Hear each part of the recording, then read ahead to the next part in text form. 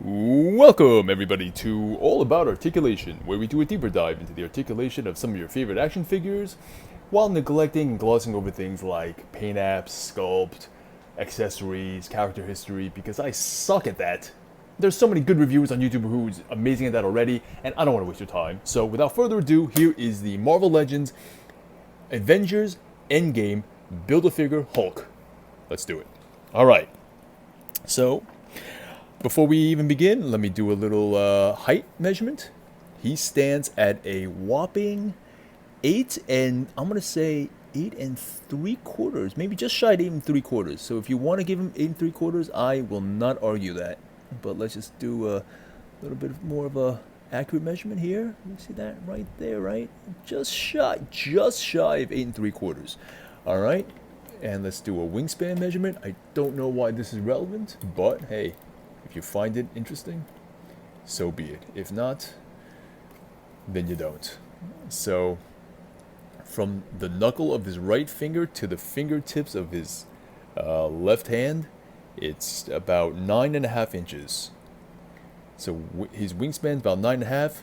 His height is about 8 3/4. Alrighty. So, some just initial thoughts, real quick, on the figure. I did not know what to expect. I'm a Hulk fanatic. I love the Hulk. I pretty much buy anything Hulk. So there's very few Hulk figures that I get and I either don't like and I end up selling or returning or throw to the back of the closet. Most Hulks I buy, I love. This Hulk was no exception, although I didn't know what to expect because, like a lot of the criticisms you and definitely I heard beforehand, it was there was a lot of people who were criticizing the head sculpt of this.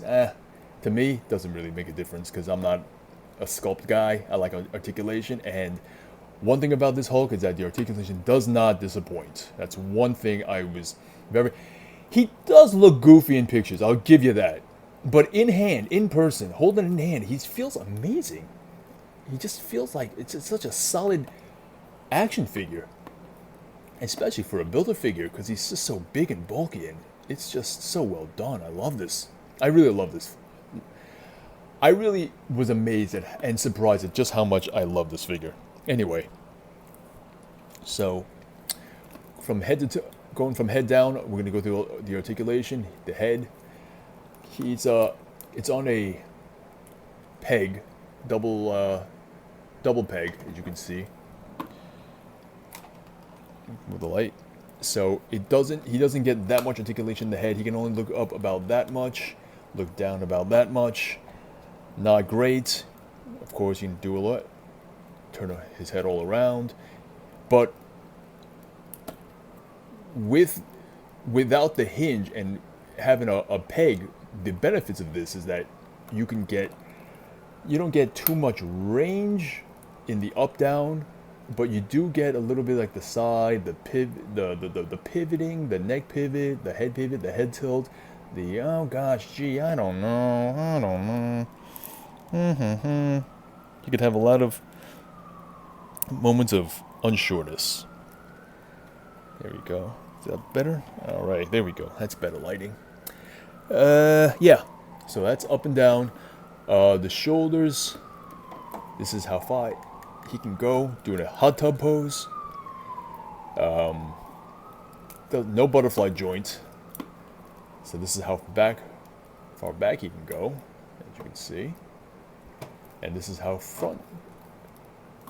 far his arms can go from the top view. Elbows straight. Oh, and another thing real quick. This is a rarity for Hulk, is that he could get into a vanilla pose with his arms straight, elbows straight, arms touching his thighs. You'd be surprised how many Hulks can't do something so simple.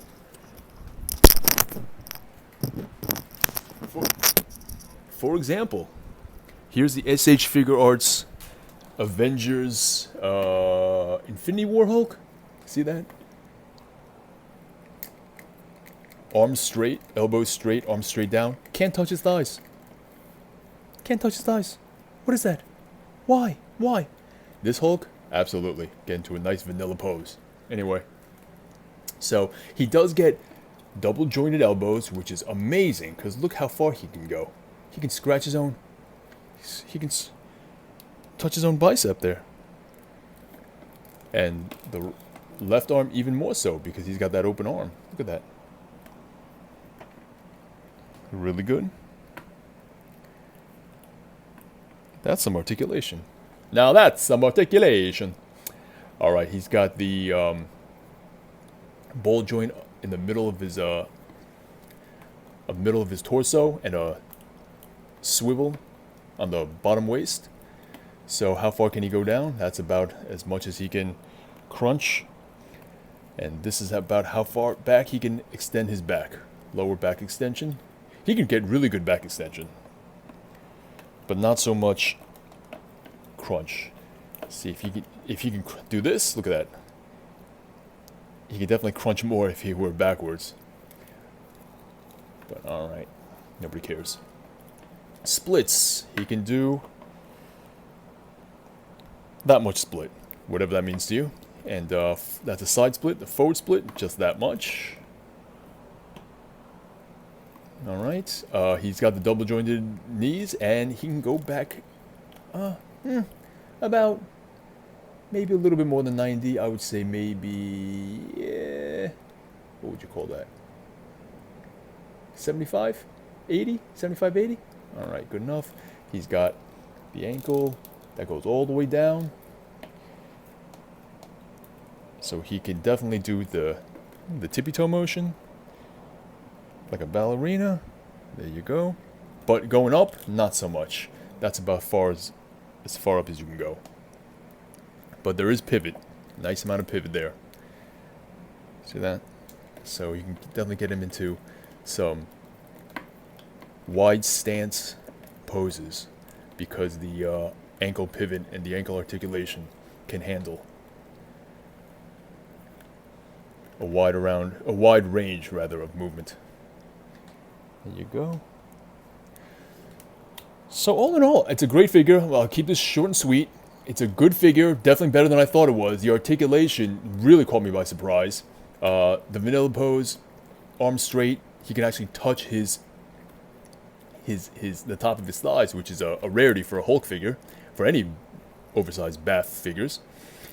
And I know he gets a lot of criticism. A lot of people don't like this figure because of the way, they said the forehead's too big and a goofy face.